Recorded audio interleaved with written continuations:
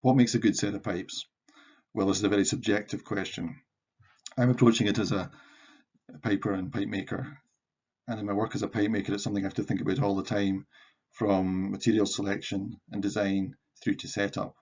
As such, I feel it's something I could talk about for hours, but given that I've got 20 minutes here, I thought what would be a good approach to the presentation is to outline some general ideas I have about what makes a good instrument and look in more detail at a couple of key elements that I feel are crucial in any good set of pipes. My approach is also informed by customers' perspectives. I'm working with customers to produce an instrument that sounds and feels the way they want, has given me an insight into what others are looking for in a good instrument. It's this aspect of my work as a maker that has given me more understanding of just how subjective the question, what makes a good set of pipes, is. For me, there are three critical factors in a good set of pipes. Intonation. They should be in tune with themselves and with other instruments. And while being in tune is important, they should also produce a harmonious sound, have good tonal quality. They should also be comfortable to play. These three elements are themselves to some degree all subjective. For example, what is a comfortable set of pipes for someone may be too easy for the next player. What is a lovely sweet tone for you may not have the clarity or the volume that I'm looking for. Even intonation to some degree can be subjective. And as well as being subjective, these three elements are all interconnected. A reed, for example, that is sitting too open can have an impact on not just the tonal quality, but the intonation and also the playability. There are obviously aspects of the pipes that relate more or less to some of these factors. Reeds are pretty much central to all of them, but bellows and bag, for example, have more impact on the playability and are less related to tonal quality and intonation. But these three factors are something I keep in my mind as a maker all the time and relate everything I do back to them. Other factors that contribute to a good instrument would be good design that is well executed in the making process and top quality raw materials. They say that one of the keys to successful cooking is using top quality raw ingredients, and the same is true in pipe making. And for me, the critical raw materials are those used for the parts of the pipes which relate to sound production. So the wood for the chanters, drones and stocks, and the cane that I use for making chanter reeds and drone reeds. I use a variety of woods, imported timber such as African blackwood and ebony, and native hardwoods like apple, yew, laburnum and holly. I've included a couple of photographs here of some apple that I harvested from Montrose last year, just to give you an idea where the journey might begin in timber selection. You don't necessarily think of using a chainsaw for making pipes, but you're selecting straight pieces of timber without knots. It's important that the wood that's used in instrument making is stable, so it needs to be seasoned. It needs to sit for at least 3 or 4 years to dry. And on the left you can see some apple and some laburnum I have in my workshop resting and drying. The photo on the right is just of a log of laburnum. Here's a selection of different timbers that I'm working with just now. So from right to left we've got African blackwood, laburnum, ebony, boxwood, yew and holly. These are all chanter blanks at different stages. And they're all good tone reeds, but with subtly different tonal qualities. The blackwood, for example, is a very clear tone, whereas laburnum and boxwood have wider harmonics that'll give you a richer, warmer sound. I think of the design of a set of pipes in terms of the journey of air through the instrument. So the air is harvested from the atmosphere by the bellows and pumped through to the bag. The bag is your reservoir. It feeds the air into the reeds. The reeds are where the sound begins. The air coming from the bag causes them to vibrate. This sets up a vibrating column of air which passes through the chanter and drones, which in turn control both the intonation and to a large degree the tonal quality. Now obviously some components in a set of pipes are more directly concerned with tone production, and others, such as the bellows in the bag at the start of the journey, are more mechanical. While they allow the tone production to happen, they also have a huge impact on the playability of the instrument. Your bellows should be of a reasonable capacity without being cumbersome, and they should have great valves. The valves have to be great so that you're not wasting energy and movement, so that you can efficiently pass the air to the bag. The bag as your reservoir should be a good reservoir of air, and as a general rule, I would say once you've inflated the bag to playing pressure, you should be able to hold the tone for about 6 seconds without reusing the bellows. You might not play like this, and obviously it depends on how your reeds are set up as well, but it's quite a good guide. And if you've got your sort of roughly 6 seconds capacity in your bag, then this allows you to really control the instrument well. And for me, this is the key to steady blowing and to creating a good tone. The reeds at the heart of the instrument. They can be made of a variety of materials, but I prefer using cane chanter reeds and all cane drone reeds as a natural material. I find it works really well with the natural material of the wood, and it gives a very vibrant tone. As well as the tone production aspect of the reeds, it's very important to think of them how they contribute to the playability of the instrument. They act in the playability in two ways. The amount of air taken to vibrate the reeds and the amount of air the reeds let through the instrument. So if we think of a chanter reed or a drone reed, depending on how thick the chanter reed blades are or how thick the tongue of the drone reed is, will have an impact and an effect on how much air it causes to vibrate it. And also, depending on how open the tongue of the drone reed is or how open the blades of the chanter reed are, that will govern how much air is allowed to pass through. So in this way, a reed acts a bit like a filter or a valve of sorts that controls how much air passes through the instrument. I'll talk a little bit about the making of chanters and drones. I won't spend too much time talking about that just now, but suffice to say that given that they control the intonation and to a large degree the tonal quality, the chanter, for example, needs to be designed to give good intervals that allow you to produce an accurate scale.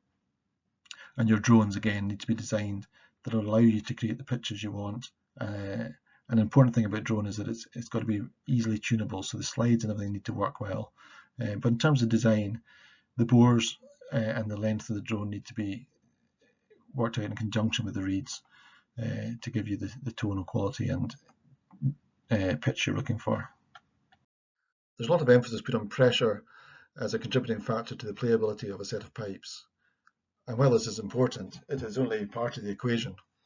For me, the amount of air that flows through an instrument and the efficiency of an instrument are also very important. An efficient set of pipes is a set of pipes that produces the tone you want with the minimum amount of effort. I spoke earlier about how the reeds act as a valve or a filter for the amount of air that flows through them.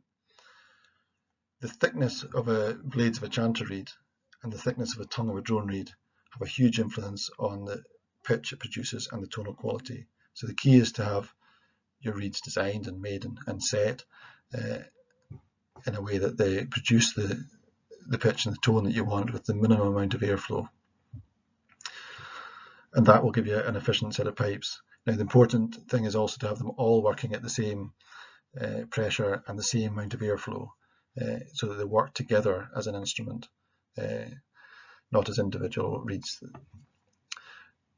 On the other hand, you could have a set of pipes that's set at a fairly low pressure, but because the drone reeds are very open and more open than they need to be, then you could be having to feed that instrument with more air than it needs. So although the pressure on the bag was low, you might be finding you have to pump a lot with the bellows to feed the airflow that's required for the instrument. And for me, that would be an inefficient setup of a set of pipes. These are things I have to think about as a maker, but given that pipes and reeds in particular change with different climates and different environments and change over time, and that people have different preference in terms of what they like in terms of feel of an instrument, then it's also something that people as players should deal with in terms of their management of their instrument and their maintenance of their instrument. I first became aware of the range of pressures that people find comfortable when I was teaching a course about 10 years ago there's a guy from Belgium who's one of the participants, and he came to me several times throughout the weekend and kept asking me to make his pipes stronger and open the reeds up, and they were still too easy for him, which I did, to the point that they were uncomfortable for me to play, but he found them comfortable, they were efficient, and he was happy with them. And the same weekend, I had a guy coming to me asking to make his pipes easier and easier throughout the weekend, again to the point where I found them a bit uncomfortable to play and difficult to manage. But for him, they were now comfortable. Both the sets of pipes by the end of the weekend were efficient, but they were working at vastly different pressures. And for me, that was a bit of an eye-opener about what different people find comfortable. The other thing that's worth mentioning when I'm talking about airflow and pressure and efficiency is that a set of pipes is working at a very easy pressure are not necessarily easy to play. They can be hard to hold steady, and sometimes having a little bit of resistance or a little bit of more pressure required can make it much easier to hold a steady tone. And I think the other thing that's important here is when we're thinking about that, is to understand that so many things with reeds and pipes is about anticipation. Reeds will change in different environments and change after you've played them for a little while. So it's kind of anticipating where you want them to be at a certain point. And for me, if you're playing in a session or playing at a gig, if you start with your pipes at a certain point in terms of how strong the reeds are set, if you like, they're only going to get a little bit easier as you play and as they warm up and as you're playing in a warmer environment. So it's kind of anticipating having them set a little bit stronger than you think you need, because when you start playing in a playing environment or playing at a gig or something, they'll probably seem a lot easier. I've spoken a wee bit here about reeds and how they're central to the tone and the pitch of the instrument, but also very much to the playability. They really are key to everything in a set of pipes, if you like. They're at the core of a set of pipes. I've got a small video demonstrating how I feel a drone reed should sound and react.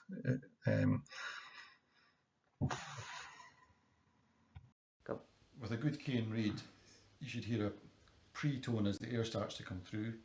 It should then come into tune and should stay in tune and lock in tune. So I'm just going to blow through the reed and you'll hear a pre-tone coming into tune and locking in tune, and I'll increase the pressure and you should hear that it's still holding in tune. So just to demonstrate.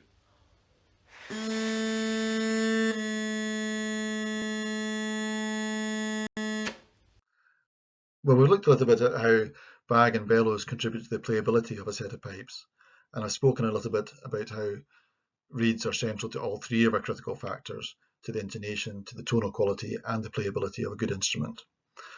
Whilst this isn't meant to be a tutorial on bagpipe making, I thought it'd be useful to focus on a couple of the processes involved in making the wooden parts, the pipes themselves, if you like. And I'd include in this stalks. I think stalks are often overlooked, or at least just thought of sometimes as the part of the pipes that connects the drones to the bag. And whilst they do perform this function, they're a little bit more than this as well. They're the part of the pipes where the reed sits, and as such they act as a resonating chamber for the reed. Given this function, I always feel they should be made of a good tone wood, normally the same wood as the pipes themselves. And they should have clean bores with no impedance that don't create any sort of eddies. So they are important. The material and the making of them is important. When we're talking about the stalks as a resonating chamber, it's worth mentioning that the bag too is an extension of the stalks in some ways and also acts as something of a resonating chamber and contributes to the resonance of the reeds. I think of the manufacturing of the drones and chanter in several ways, of the mechanics and the airflow that both contribute to the sound production. In terms of mechanics, I'm thinking of things like true parallel bores in the stalks that hold the tenons of the drones and chanters properly, bores that are parallel, slides that work. Also, if there's keys fitted, they're easy to operate and seal well. Reed seats that effectively hold the reed but allow a little bit of movement. And in terms of airflow, well, first of all, we're looking at smooth bores. So I use gun drills to to drill all my primary bores. That's the chanter bore and the primary bores and the drones, and they give a great finish on most timbers. Where there are secondary bores, and this can be reed seats or chambers in the drones, you want a smooth transition, you want a tapered transition and a smooth transition, so these all need rounded off, and you want no rags left or impedance to airflow. You really want to imagine the air flowing from the reed right through the drone, and want to make sure that everything is done to make that easy. If you've left any rags or there's any impedance in terms of like skelfs or this sort of thing, then you'll find that the drone is more difficult to read up. You'll find it's more prone to be unsteady, and the smoothness of sound isn't there. The more you take care of the airflow, the smoother the tonal quality will be. So here I'm reaming the top section of a drone. There are certain parts of the pipes that, as well as being bored or drilled, benefit from being reamed as well to give them a perfectly smooth and parallel finish. Drone slides being one, and also, as I mentioned earlier, stocks. It's important on stocks that they have a true finish that allows to hold the hemp tenon, be it on chanters or drone ends, perfectly evenly, so you don't get a tenon that bites and then shoots in, or is tighter as it goes in.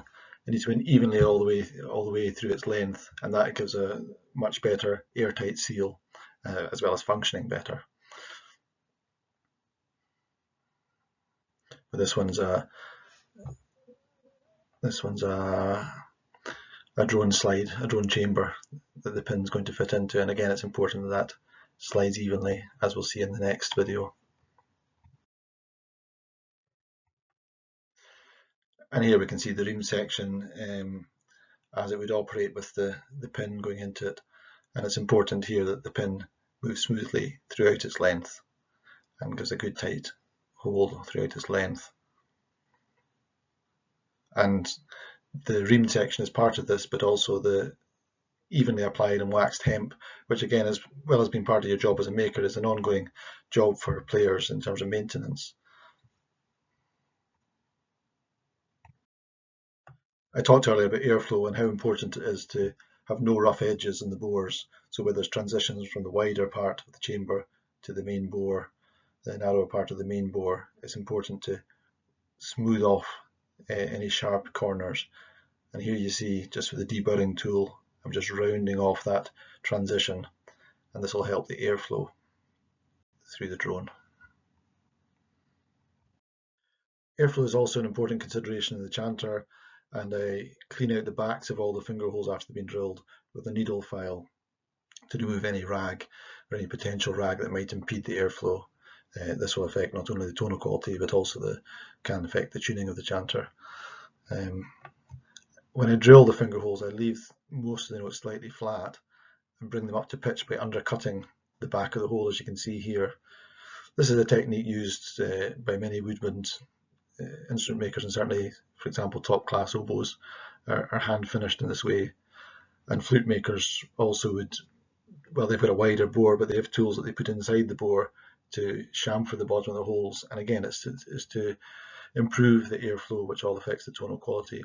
We're working with a very narrow bore in a small pipe chanter, but by undercutting in this way, it increases, thins the wood at that point and increases the vibrance of the chanter at that point, as well as slightly widening the bore there.